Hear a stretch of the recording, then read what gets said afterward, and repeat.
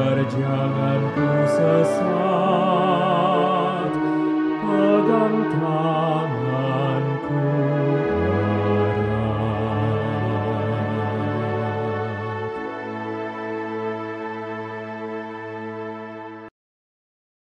Shalom Jemaat yang dikasihi Tuhan, kembali kita berjumpa dalam RHS, Renungan Harian Suluk.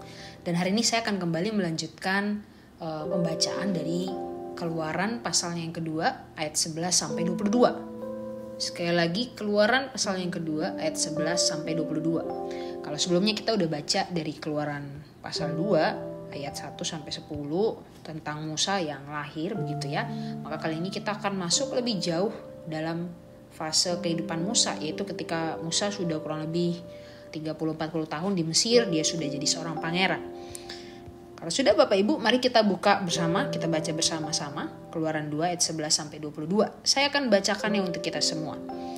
Musa membela bangsanya, ia lari ke tanah Midian. Pada waktu itu ketika Musa telah dewasa, ia keluar mendapatkan saudara-saudaranya untuk melihat kerja paksa mereka. Lalu dilihatnyalah seorang Mesir memukul seorang Ibrani, seorang dari saudara-saudaranya itu. Ia menoleh ke sana sini dan ketika dilihatnya tidak ada orang, dibunuhnya orang Mesir itu dan disembunyikannya mayatnya dalam pasir. Ketika keesokan harinya ia keluar lagi, didapatinya dua orang Ibrani tengah berkelahi. Ia bertanya kepada yang bersalah itu, "Mengapa engkau pukul temanmu?"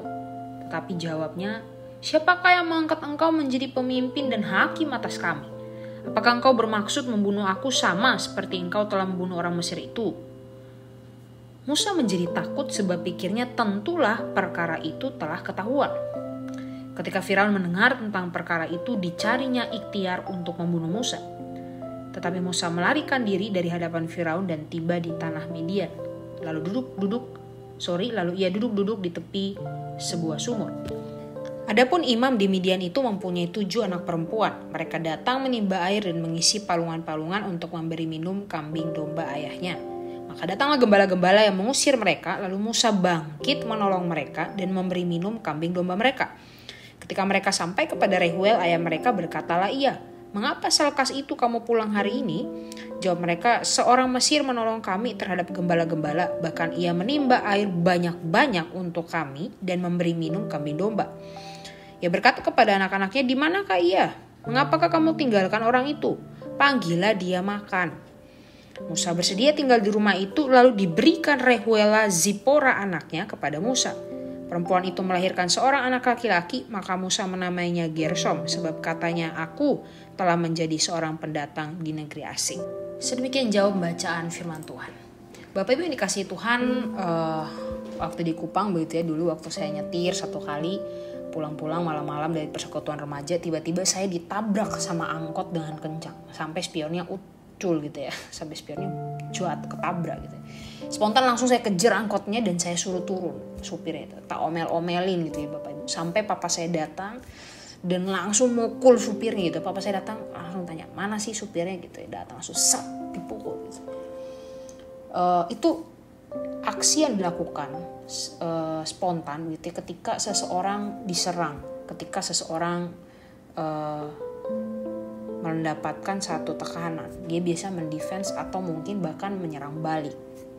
Dan mungkin masih banyak case-case lainnya Bapak Ibu sekalian, itu hanya satu case yang pernah saya alami. Bayangkan misalnya kalau anak Bapak Ibu diperkosa atau mungkin dipukul begitu ya.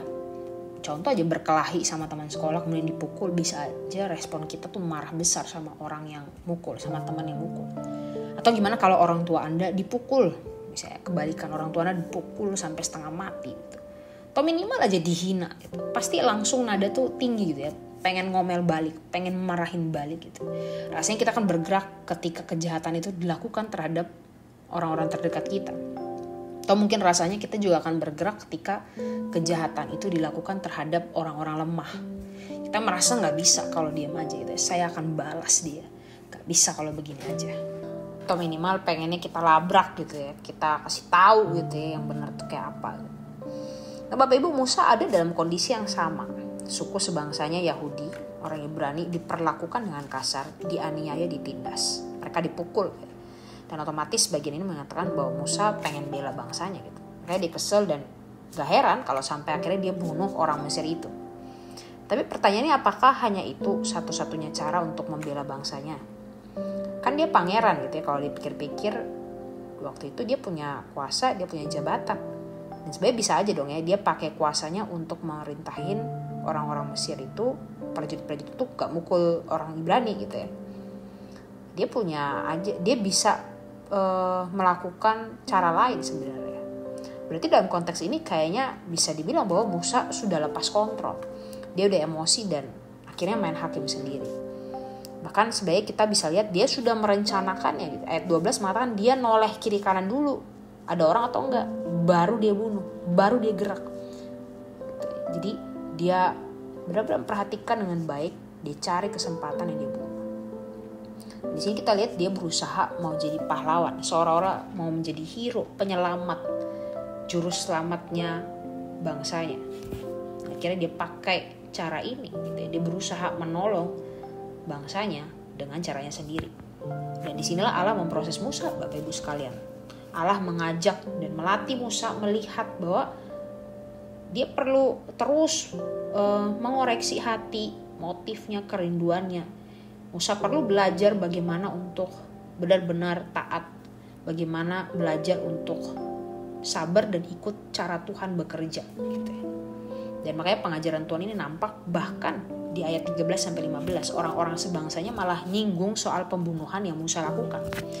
Bukannya muji Musa gitu ya, ketika sesama orang Ibrani berantem kemudian Musa negur, orang-orang itu bukannya dengerin gitu ya, tapi orang-orang itu malah nyindir gitu ya. Dan saya rasa di situ Tuhan juga terus mengajar Musa gitu, bahwa ya bukan kamu yang menjadi hero-nya gitu. Bahkan nanti kita bisa melihat sama-sama bagaimana Tuhan menuntun dan mengajar Musa untuk semakin hari semakin mengerti siapa dia di hadapan Tuhan, siapa dia di hadapan Sang Pencipta. Dan kita kan melihat Bapak Ibu, memang benar Allah menegaskan Musa, Allah menegur dan mendidik Musa, tapi di situ Allah juga memelihara, karena kita tahu dalam pelariannya kemudian Allah memberikan Zipora gitu ya. Bahkan Allah memberikan anak kepada Musa, dan kita akan terus melihat bagaimana perjalanan kisah Musa dalam kitab Keluaran ini. Tapi satu hal yang kita renungkan bersama-sama pada hari ini, bahwa niat yang baik belum tentu disertai dengan tindakan yang benar. Niat kita baik mau nolong orang nih gitu ya, tapi jangan lupa untuk tetap minta hikmat Tuhan. Kita tetap perlu hikmat Tuhan, bukan menolong dengan cara saya sendiri. Karena kadang niat baik pun bisa jadi senjata iblis untuk membuat kita tidak bergerak sesuai dengan yang Tuhan mau.